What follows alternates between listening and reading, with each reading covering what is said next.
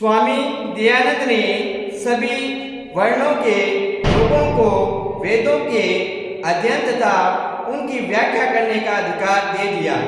इस प्रकार समानता और धार्मिक कट्टरता को भावनाओं को लेकर आर्य समाज ने भारत में धार्मिक, सामाजिक, शैक्षणिक और राजनीतिक क्षेत्र में जो कार्य किया उसकी तुलना किसी भी धर्म सुधार आंदोलन से नहीं की जा सकती। स्वामी दयानंद सरस्वती के सामाजिक विचार।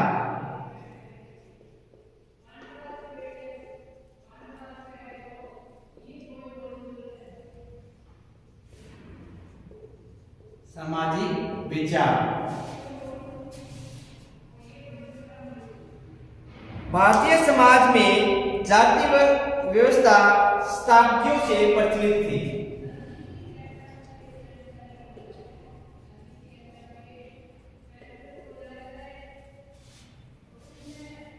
इस जाति प्रथा ने यदि एक ओर हिंदू धर्म की रक्षा की तो दूसरी ओर हिंदुओं के राजनीतिक एवं सामाजिक पतन के लिए भी जिम्मेवार है।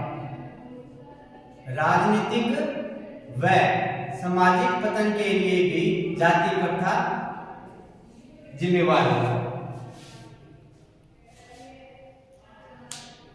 प्राचीन वर्ण व्यवस्था जन्म पर आधारित न होकर व्यक्ति के कार्यों पर आधारित थी। प्राचीन जो वर्ण व्यवस्था थी वो जन्म पर आधारित ना होकर व्यक्ति के कार्यों पर आधारित थी, जबकि मौजूदा जाति व्यवस्था जन्म पर आधारित न होकर व्यक्ति के, जिसकी स्वामी दयानंद ने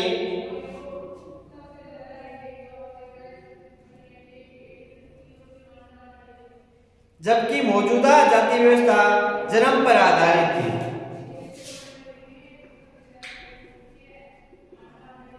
जिसकी स्वामी दयानंद सरस्वती ने काफी कटु आलोचना की।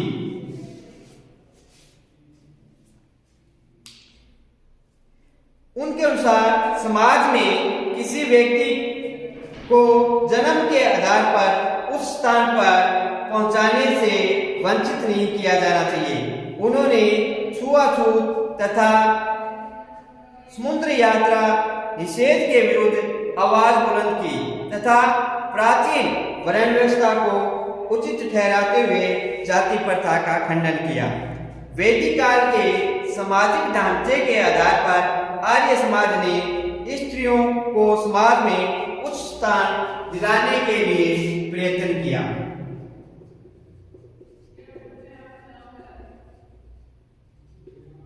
स्त्रियों का उच्च स्थान प्रदान करने के लिए दयानंद सरस्वती ने काफी प्रयास किया।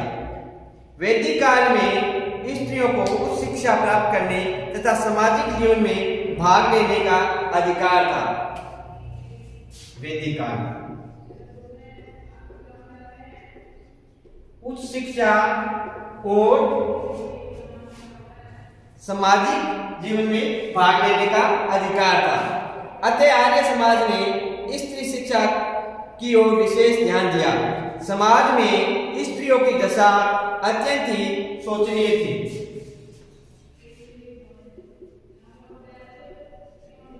जो कि दिनों दिन अत्यंत ही खराब होती जा रही थी।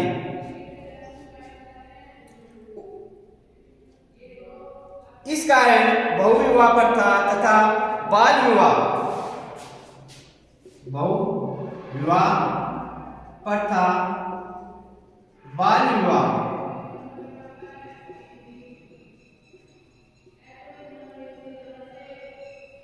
प्रथा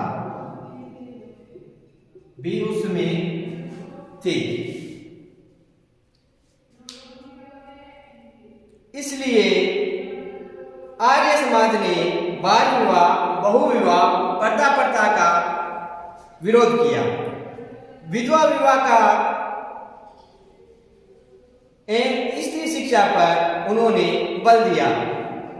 उन्होंने 16 वर्ष से कम आयु की लड़कियों का विवाह बंद करने की बात कही। आर्य समाज ने सती प्रथा को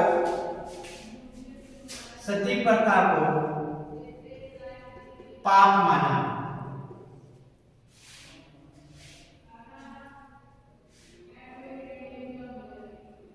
समाज में स्त्रियों की समानता पर उन्होंने बल दिया। स्वामी दयानंद ने यहाँ तक कहा कि वेदों के अध्ययन के लिए अधिकार स्त्रियों को भी है जितना पुरुषों को है। प्रचलित हिंदू मान्यता के अनुसार यज्ञोपवीत धारण करने का अधिकार स्त्रियों को भी है। आर्य समाज ने शुद्धि आंदोलन को जन्म दिया।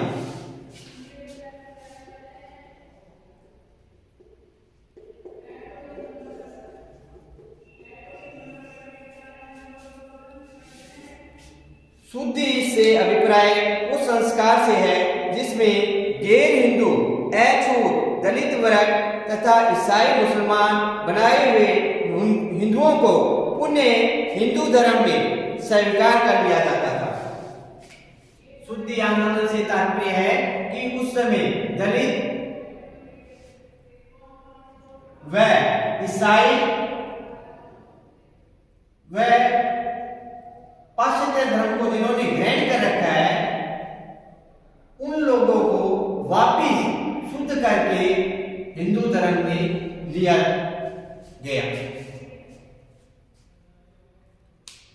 आर्य समाज के प्रयत्नों का ही परिणाम है आज तक लाखों हिंदुओं को जो मुसलमान और ईसाई बन गए वे शुद्ध करके पुनः हिंदू धर्म में वापिस बुला लिए गए तथा वे पूर्ण रूप से समाज का उपभोग कर रहे हैं। आर्य समाज के शुद्धि आंदोलन का विवेचन यथास्थान पर किया जा सकता है। आर्य समाज ने हिंदू समाज में संगठन कर जो बीजारोपण किया जिससे हिंदू समाज में आत्मविश्वास तथा आत्मसम्मान की भावना का संचार हुआ। अब अपने बात करेंगे दयानंद सरस्वती के धार्मिक विचार।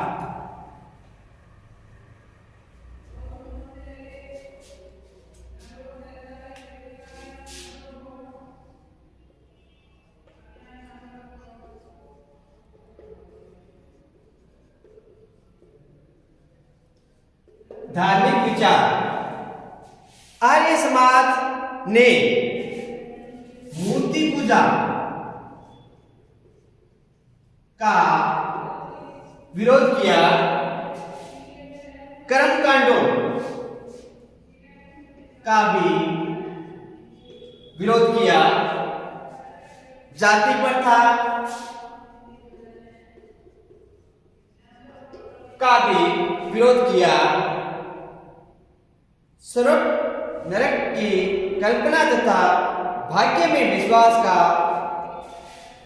भी विरोध किया।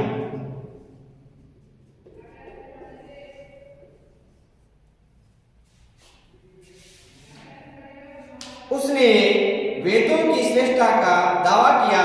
वेदों के आधार पर ही हवन, यज्ञ, कर्म आदि पर बल दिया। उनका मानना है कि ईश्वर निराकार है, अतः मूर्ति पूजा निरर्थक है। उसने अनेकश्वरवाद और अवतारवाद का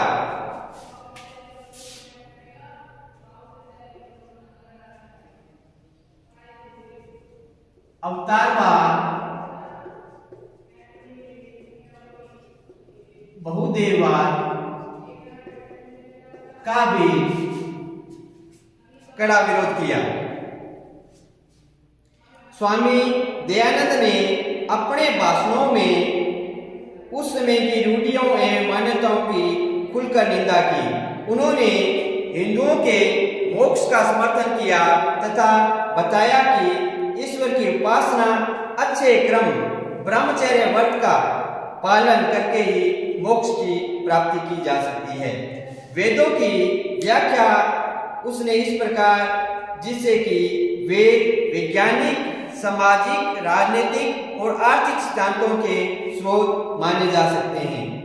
आर्य समाज का ये दृढ़ विश्वास था, कोई भी ऐसा यज्ञ नहीं है जो हम वेदों से प्राप्त नहीं कर सकते। ऐसा कोई भी ज्ञान नहीं है वे हम वेदों से प्राप्त कर सकते हैं।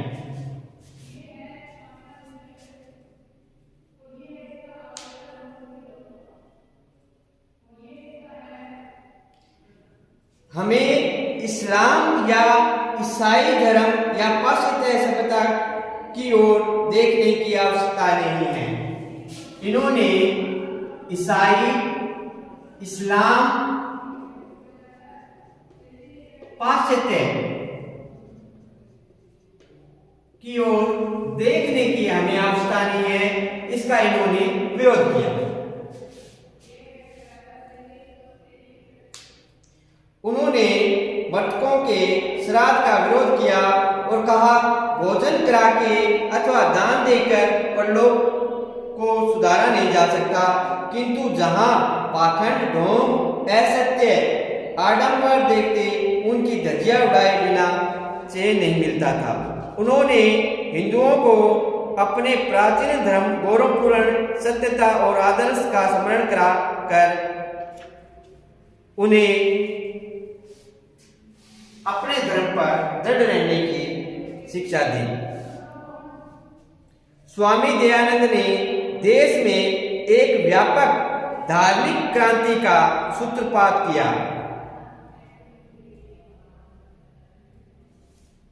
स्वामी दयानंद ने अपने उपदेश केवल वेदों तक सीमित नहीं रखे तथा उपनिषदों एवं गीत के प्रमाणों को भी स्वीकार नहीं किया। इसलिए कहा जा सकता है कि उन्होंने उपनिषदों तथा गीता के महत्व का उचित मूल्यांकन नहीं किया।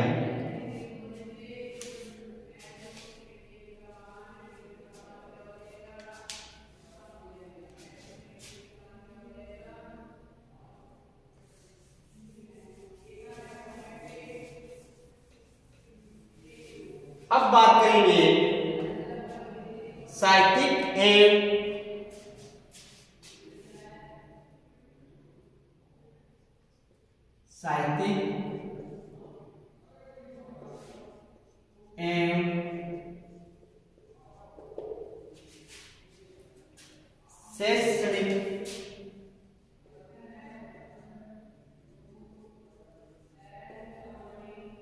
शैक्षणिक सुधार या विचार। स्वामी दयानंद ने तथा उनके द्वारा स्थापित आर्य समाज ने साहित्यिक एवं शैक्षणिक क्षेत्र में महत्वपूर्ण कार्य किए। स्वामी जी ने अपने ग्रंथ हिंदी में लिखकर राष्ट्रभाषा के विकास में योगदान दिया। जो अपने ग्रंथ हैं उनको हिंदी में लिखकर एक अनूठा उदाहरण दिया। स्वामी जी ने संस्कृत के महत्व को प्रतिपादित करते हुए उसके अध्ययन और अध्यापन पर बल दिया। संस्कृत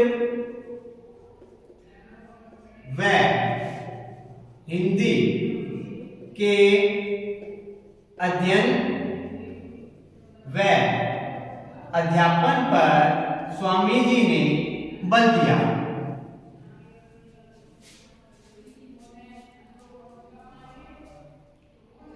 आर्य समाज का मुख्य उद्देश्य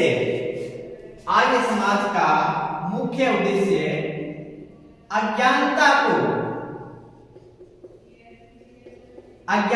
को दूर करना था।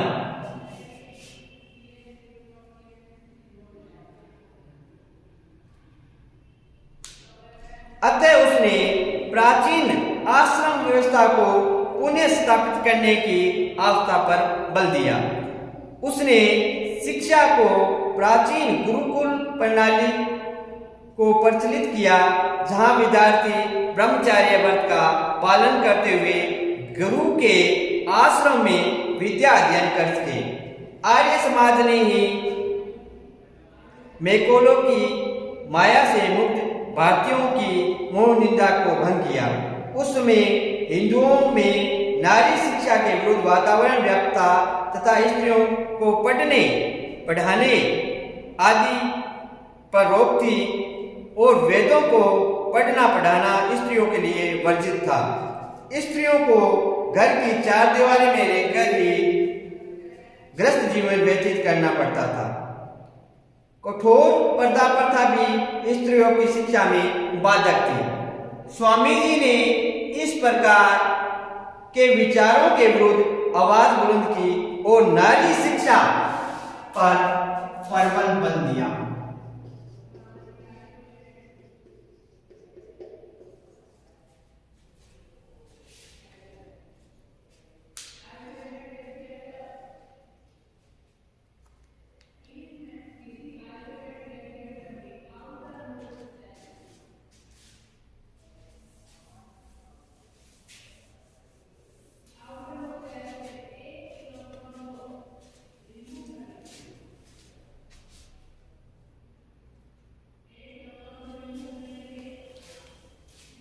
अब बात करेंगे दयानंद सरस्वती के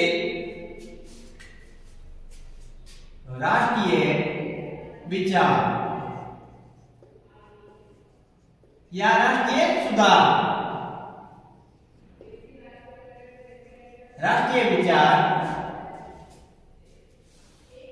भारतवासियों में राजनीतिक जागृति उत्पन्न करने में भी आर्य समाज ने महत्वपूर्ण योगदान दिया।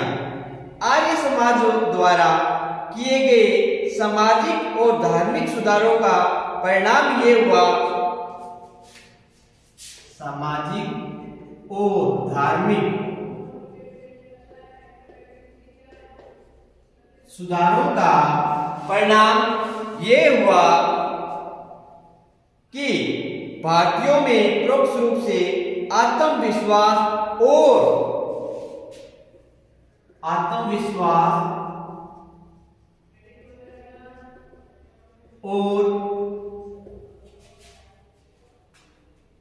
स्वाभिमान का विकास हुआ, पैदा हुआ, विकास हुआ। भारतीयों में आत्मविश्वास और स्वावलंबन का विकास अंग्रेज प्रशासकों को कैसे पसंद आ सकता था। अतः कुछ अंग्रेज लेखकों, अधिकारियों एवं ईसाई प्रचारकों ने आर्य समाज के संबंध में उल्टे सीधे प्रचार प्रसार किए।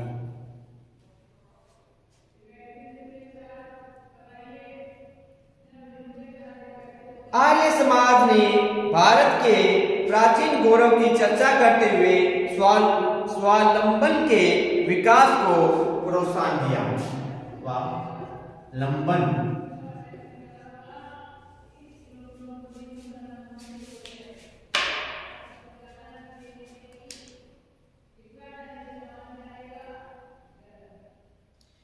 उससे राष्ट्रीयता और स्वराष्ट्र प्रेम की भावना को बल मिला। स्वामी दयानंद ने एक जीवनी लेखन में लिखा है कि दयानंद का एक मुख्य लक्ष्य राजनीतिक स्वतंत्रता था, जिन्होंने विदेशी वस्तुओं का बहिष्कार करना तथा स्वदेशी वस्तुओं का प्रयोग करना सिखाया। ये प्रथम व्यक्ति था जिन्होंने हिंदी को राष्ट्रभाषा स्वीकार किया।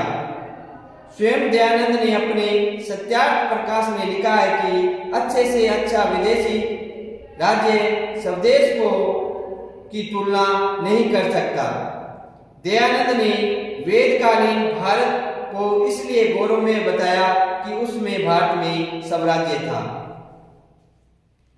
कुछ विद्वानों की धारणा है कि आर्य समाज मात्र हिंदू धर्म की पुनः स्थापना तक सीमित था, अतः उसने राष्ट्रीयता का विकास नहीं किया बल्कि सांप्रदायिक भावना को पुष्ट किया।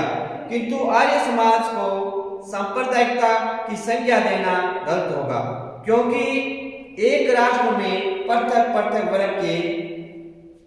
वर्ग होते हैं और उन वर्गों के प्रेरणा स्रोत भी अलग अलग हो सकते हैं। राष्ट्रीयता का अर्थ उस राष्ट्र के प्रत्येक वर्ग के प्रेरणा स्रोत को समाप्त करना नहीं, बल्कि प्रत्येक वर्ग अपने अपने प्रेरणा स्रोतों से राष्ट्र प्रेम और देशभक्ति का योगदान दे सकता है।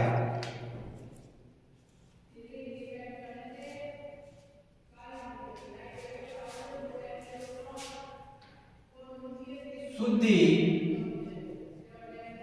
आंदोलन से संबंधित विचार।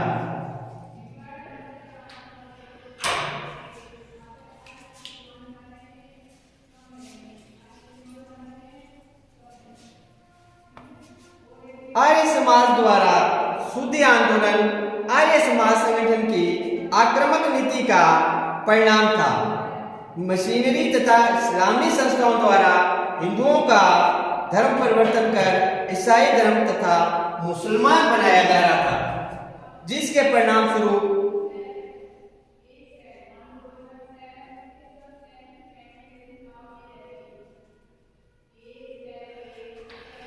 आर्य समाज ने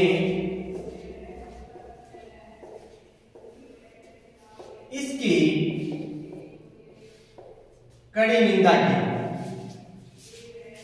उन्होंने शुद्धि आंदोलन को अपनाकर ईसाई धर्म प्रचारकों को उचित उत्तर दिया। आर्य समाज द्वारा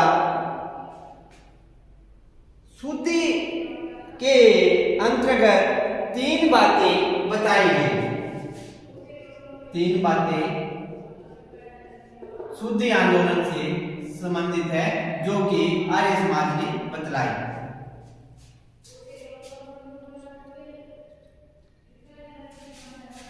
दूसरे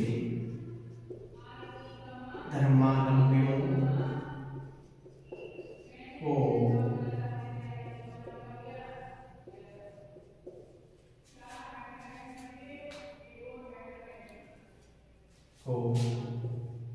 हिंदू धर्म में शामिल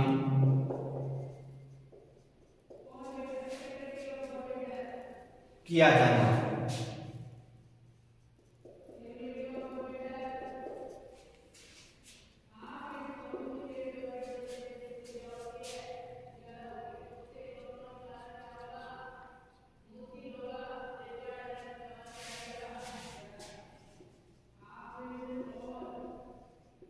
पहले अथवा हाल ही में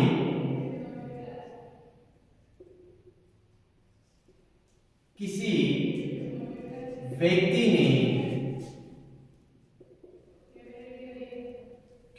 ने कोई और धर्म अपना लिया है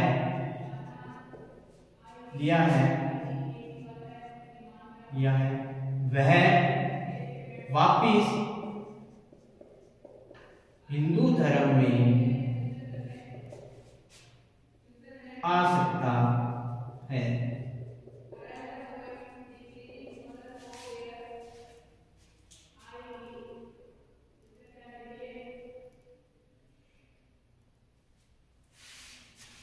दलित वर्ग का सामाजिक स्तर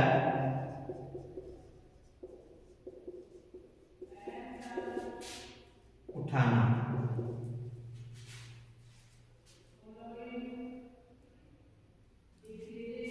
तथा उन्हें सामाजिक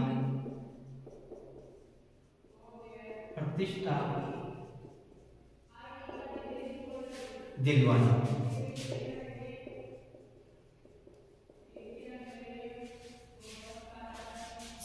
आंदोलन के अंतर्गत जो 3 बातें पर बल दिया गया, उसमें पहली है दूसरे धर्मावलंबियों को हिंदू धर्म में शामिल किया जाना। दूसरी बात है पहले अथवा हाल ही में किसी व्यक्ति को कोई धर्म अपना लिया है वह वापस हिंदू धर्म में आ सकता है। दलित वर्ग का सामाजिक स्तर उठाना तथा उन्हें सामाजिक प्रतिष्ठा दिलवाना।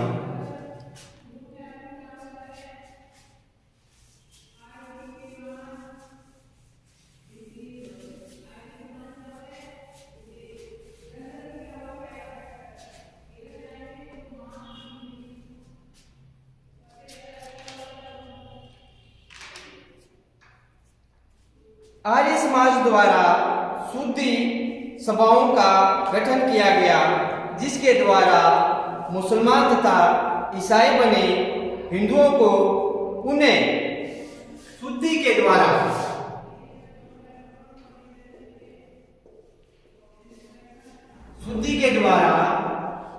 हिंदू धर्म में शामिल किया गया।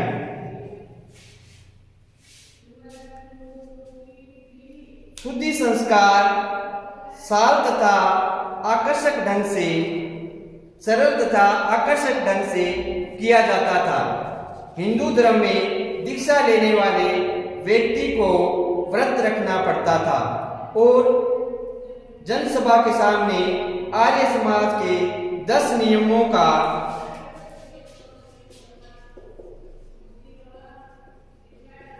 पालन करना होता था। वैदिक मंत्रों के पाठ के बाद कार्यक्रम की समाप्ति होती थी। फिर दीक्षित व्यक्ति के द्वारा सभा में मिष्टान वितरित किया जाता था।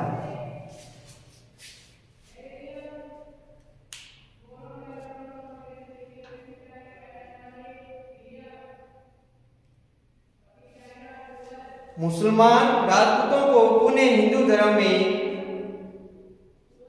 वापस ले लिया तथा उन्हें हिंदुओं में सामाजिक स्तर प्रदान किया गया। आर्य समाज के शुद्धि आंदोलन का सबसे महत्वपूर्ण पक्ष दलित वर्ग के प्रति नीति एवं भावना थी। हिंदू समाज द्वारा उपेक्षित दलित वर्ग की स्थिति बड़ी शोचनीय थी। हिंदू धर्म के पंडितों ने इस वर्ग को दास्ता की बेड़ियों से जकड़ा हुआ था। अशिक्षा तथा भाग्यवादी होने के कारण ये वर्ग हिंदुओं के उच्च वर्ग के विरुद्ध सामाजिक अधिकार तथा न्याय के लिए विद्रोह नहीं कर सका। लेकिन जो ही अंग्रेजी शिक्षा संस्थाओं के माध्यम से यूरोपीय सामाजिक संस्थाओं के विषय में जानकारी मिलने लगी और ईसाई धर्म प्रचारकों द्वारा हिंदू धर्म की आलोचना की जाने लगी, तो दलित वर्ग नए इस्लाम धर्म की ओर आकर्षित होने लगा। इस वर्ग के अनेक लोगों ने ईसाई धर्म को स्वीकार कर लिया। परिणाम स्वरूप दयानंद सरस्वती ने दलित वर्ग को वापिस हिंदू धर्म में लाने का कार्य किया।